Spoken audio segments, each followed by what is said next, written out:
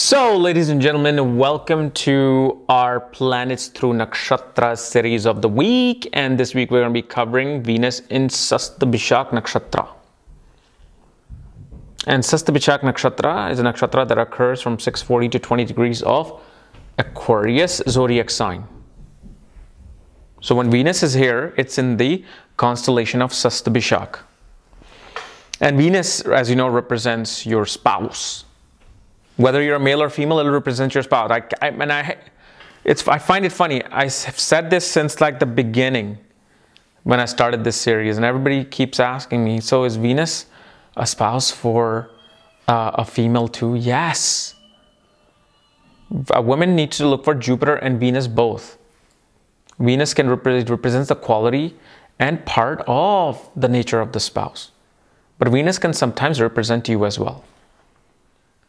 Because if Venus is the Atmakarka, the Ascendant Lord, Arudha Lagna Lord, Venus is going to be you. Okay? So Satabhisha is a nakshatra which is known as 1,000 stars, or the 100 stars, meaning the 100 physicians to the gods, medicine man, healers, healthcare practitioners, Ayurvedic doctors, tarot card readers, aerospace engineers, astronauts. And this is the nakshatra whose story and mythology is controlled by Varuna, the god of ocean, and the god of the winds. And also this Satabhisha, has a very interesting story of this robber named Valmiki. I forgot what his original name was, but he was a robber. But then he wanted to find redemption, so he went to Rishi Narad to ask for forgiveness, and the Rishi said, you're going to have to do tapasya, and I'm going to go on my journey. When I come back, and that's when I will end your tapasya and you can be blessed.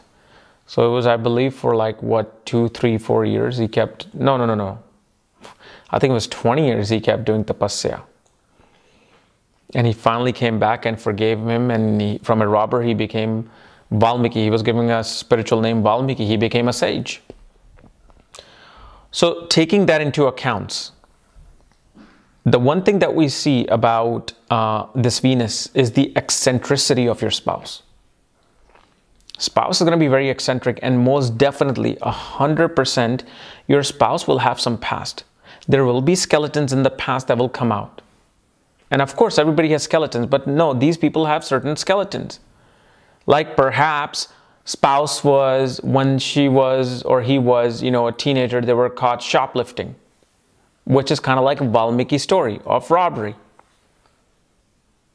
And from there, they may have had to do community service. They had a bad name, because Valmiki was also rejected by his relatives because of his sins. So they feel rejected. They feel like an outcast. And they become outcast then. They're like, all right, whatever, I'm just going to do things my way. Because again, this is a nakshatra ruled by Rahu.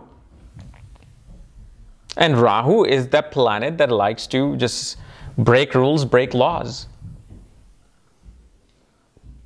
But what happens is that from being something negative, they become healers. Now, this doesn't mean that they're always going to be doctors and Ayurvedic doctors or medicine men. I've seen all kinds of career. But Satabhisha people have the ability to heal. How? If you're an IT and you become an IT manager, you are able to heal the team around you. You are able to motivate them, uplift them. Because you have seen the lows of life, you know how to show people the highs. This is why it's so important. See, many people think like, oh, I hope nothing bad happens to me in life. I hope nothing bad happens to me, my children. Well, if nothing bad happens, how will they learn how to cope with the things in life? How can they teach anybody about life if they don't experience life? And life is not just a milk ocean. It's got dirt in it. It's got a sewer in it.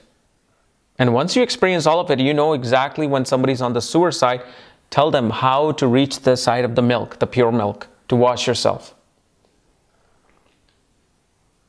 And naturally, these people are always, even if they're lawyers, they're IT people, they could be artists, they are always fascinated with the outer space.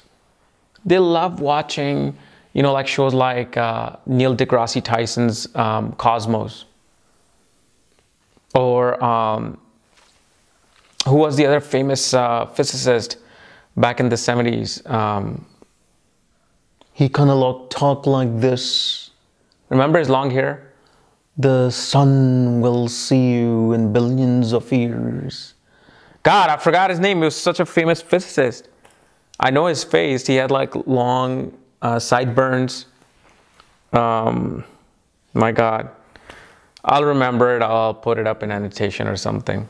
I'm sure you guys know what I'm talking about. But these people are always fascinated with it.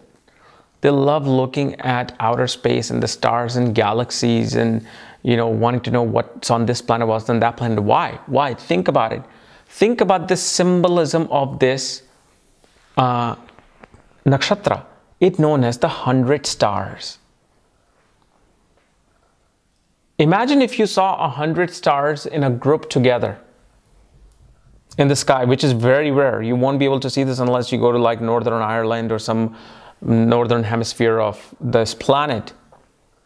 But looking at 100 stars, it'll just be the most beautiful sight you have ever seen. And because of that, you will be fascinated with the sky, fascinated with this, what is up there, who is out there, what lies beyond this domain and this dome of the planet. That's why these people are fascinated with it. But, you know, and especially based on, you know, the certain mythology, such people love to, you know, be on elixirs. They like to engage in elixirs and drink elixirs.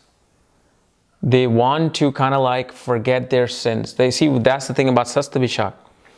They're always trying to forget and forget their own sins.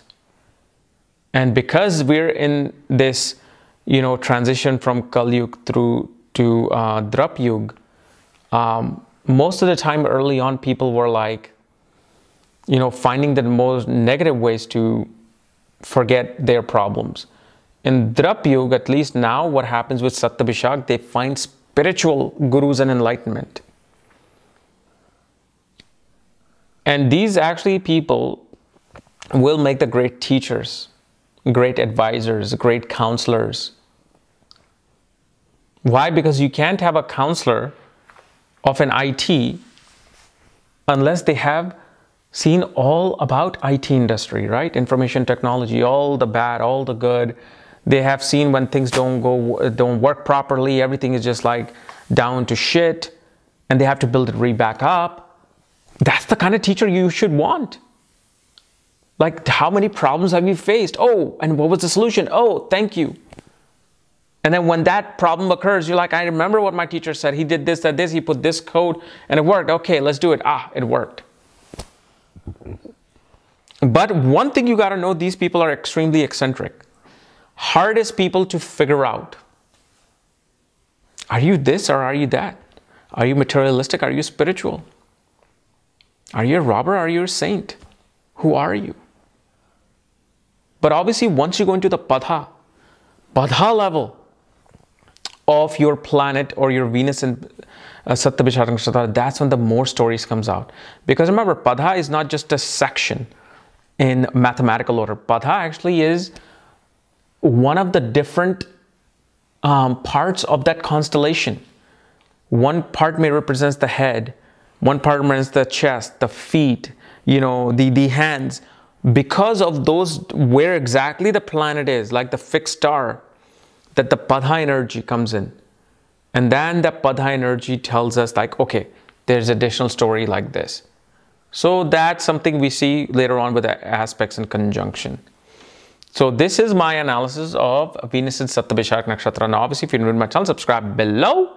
And again, if you want to know where your Venus is placed, what nakshatra it's in, Padha it's in, all my books, reports, and my nakshatra readings, my Navamsha nakshatra readings, for that, check out the links here. Otherwise, we'll see you later.